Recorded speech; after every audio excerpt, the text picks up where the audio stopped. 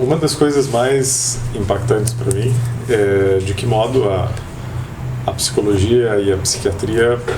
traíram as pessoas, de que modo essas duas disciplinas, por se adaptarem completamente ou quase que integralmente, com raríssimas exceções, ao sistema de vida contemporâneo, como elas, ao invés de promover uma transformação dos indivíduos e de validar e legitimar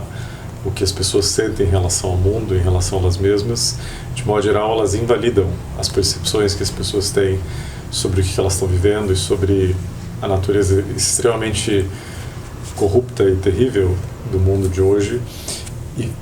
promove uma adaptação a esse mundo, que é algo muito diferente do que os intelectuais, como o Guy Debord, desse livro aqui, A Sociedade do Espetáculo, como também o Gilles Deleuze, no Capitalismo e Esquizofrenia, no Anti-Édipo, como Foucault e como outros intelectuais que conseguiram ver que o motivo ou a raiz da experiência de sofrimento da vida das pessoas de hoje é a própria estrutura do sistema no qual elas estão inseridas. E isso é uma coisa muito diferente do que simplesmente ouvir alguém a partir da perspectiva individual e subjetiva, porque aí o que você está entendendo? Você entende que o sofrimento vem de uma falsa interpretação que a pessoa tem da vida, de si mesma e do mundo. Só que essa falsa interpretação, ela não é pessoal, ela não é privada, ela não diz respeito só à pessoa, ela diz respeito a uma cultura inteira, que está completamente desvinculada, desacoplada, desconectada do que é a experiência real da vida, do que é a experiência, a gente pode dizer, de existir além de uma estrutura ilusória, que é algo que é essencialmente o que o Guy Debord estava falando, e não ele, mas o Jean Baudrillard também, no Simulacro e Simulação, ele fala exatamente a mesma coisa. O que eles querem dizer? Eles querem dizer que o mundo de hoje ele é muito diferente de outros mundos humanos, de outras estruturas sociais que já existiram, até mesmo profundo das sociedades arcaicas. Ele é diferente porque ele é um mundo que ele existe com muito pouca conexão ao real, ou seja, ele consegue existir sem referência ao real. Isso explica muita coisa. Explica, por exemplo, como a natureza pode estar em colapso em múltiplos domínios, seja o clima, seja a qualidade do ar, a qualidade dos solos, extinção de múltiplos organismos em vários ecossistemas diferentes, desde as abelhas,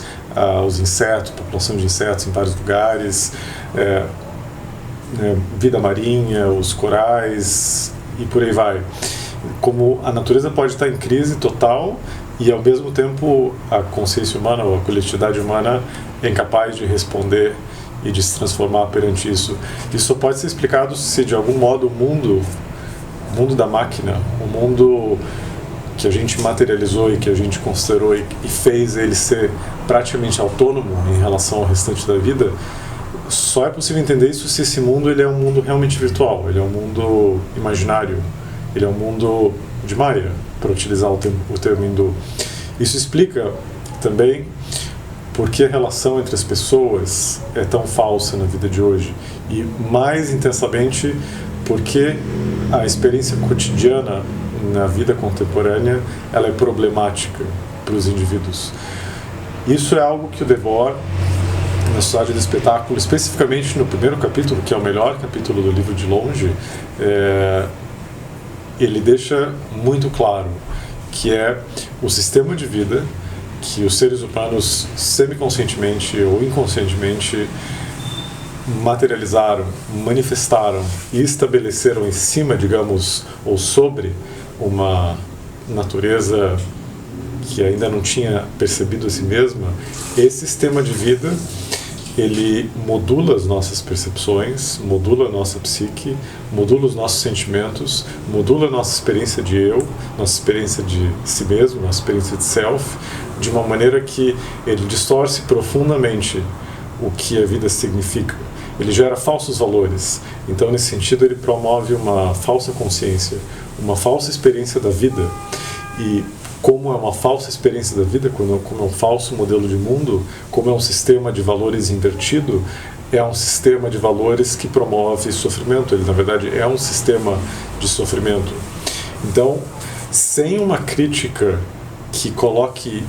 isso em primeiro lugar como a raiz do problema da experiência humana contemporânea, é impossível curar alguém. É impossível que a pessoa se cure, porque o que deixa ela doente é precisamente o sistema que ela utiliza para se entender e para entender a vida. Só que esse sistema está compartilhado por todo mundo que está vivendo hoje em dia. É a nossa própria cultura, mas a cultura que está deixando as pessoas doentes por promover uma falsa visão da vida. E no que a gente... Em que pontos a gente pode perceber essa falsa concepção da vida? Em muitos pontos. Uma das experiências que eu recomendo para as pessoas, seja colegas ou pacientes, e eu fiz muitas vezes na minha vida, e que eu sinto que é uma experiência que é capaz de romper, ao menos inicialmente, a identificação com essa falsa consciência, esse falso modo de ser, é a solidão na natureza, que às vezes hoje em dia já não é tão acessível, porque tem poucos lugares de natureza selvagem, natureza virgem, que realmente você pode ir e ficar sem preocupações, mas tem alguns ainda. Se você faz uma busca e você, digamos, fica um dia, 2 dias, 3 dias desconectado da civilização, sem os meios, sem, digamos, os meios condicionantes que, na verdade, estão influenciando a tua maneira de pensar, a tua maneira de sentir, e você simplesmente começa a experimentar o mundo ou a realidade debaixo do mundo de concreto, do mundo das máquinas, do mundo das imagens, em algum nível do teu ser, você começa a resgatar essa experiência instintiva de existir, a experiência da natureza interior mesmo. Ou seja, em todas as religiões ou as práticas espirituais falam, bom, encontra a tua verdadeira natureza, tua natureza original, tua natureza intrínseca, sempre se fala de natureza. Isso, para a maior parte das pessoas, é uma experiência abstrata, ou seja, o que quer dizer a verdadeira natureza, a natureza intrínseca, a natureza original, mas vamos simplesmente tirar esses outros termos e é o que interessa. Natureza, a vida. A natureza são as plantas, é o teu corpo, é o sangue que está fluindo através de você, é o movimento, a energia que movimenta os teus olhos, que movimenta os disparos dos neurônios, né,